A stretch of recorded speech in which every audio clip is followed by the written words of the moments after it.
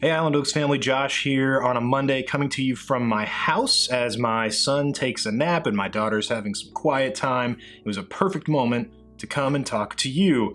Last week I introduced you to a spiritual practice, the sachet check-in. I hope you've been doing that. I know it's something we like to do in our family, maybe not as formally, but we do like to talk about our feelings and things like that. I hope that's been helpful for you.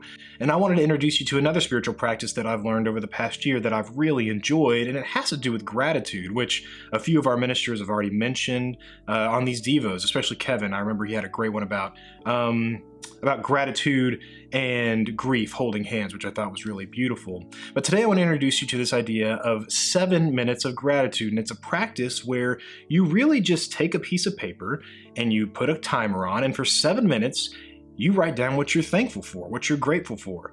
And I was introduced to this by my brother and sister-in-law who live in Mexico City and are spiritual directors, and I remember thinking, man, I got this. I've got so much to be grateful for. 7 minutes will fly by. And so I sit down, they start the clock, and I write down what I'm really grateful for, write the big things. I'm grateful for my family and my children and my wife and my parents and my brothers and sisters and my church family, my job, my house, my car, just kind of going all out. And I was like, man, look at all that. I bet I have almost no time left. And I looked at the clock and we still had 6 minutes. And so what that resulted in was me actually thinking about what am I really grateful for in the small parts of my day.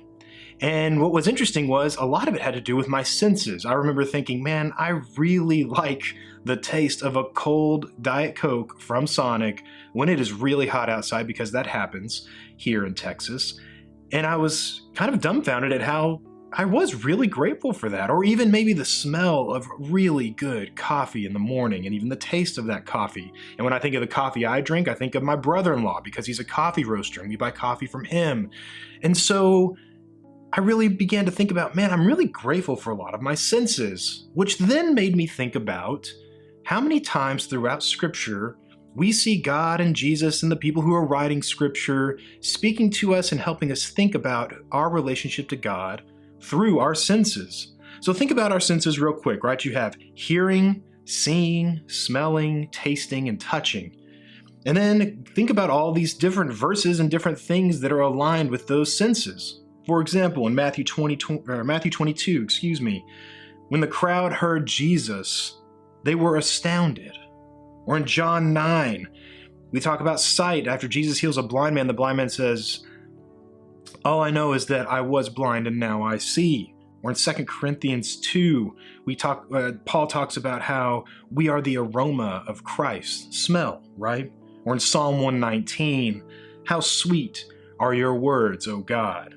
And maybe even in Luke 6, we have this moment of touch where the crowd was so entranced by Jesus and knew what he could do that they were crowding around him just to be able to touch him because power was coming out of him, and they knew that touching Jesus would heal them. And so today, as we continue to shelter in place, I invite you to use your senses and maybe think about it in the smallest way possible. Maybe go outside and listen to the birds. I've heard more birds in the past week as I sit outside and my kids play than I've heard in a long time. What a beautiful way to interact with God's creation.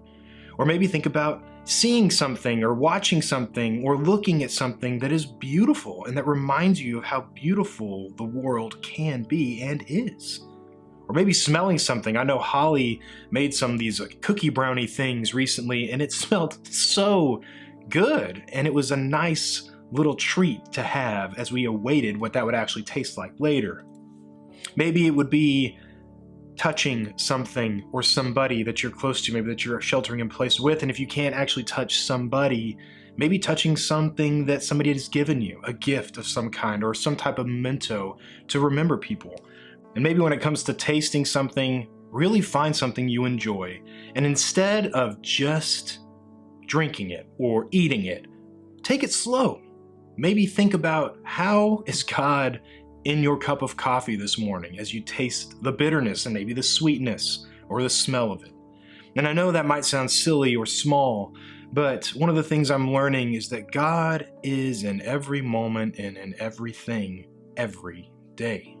And so, as we are confined, as maybe our world seems smaller than it usually is, know that God has permeated that whole world and that He's speaking to you through your senses.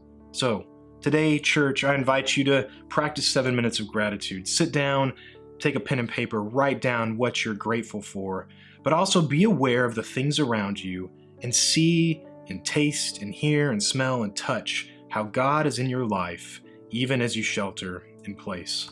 I love you, church family. I'm looking forward to seeing you in the very near future. Blessings to you this Monday, and we'll see you soon.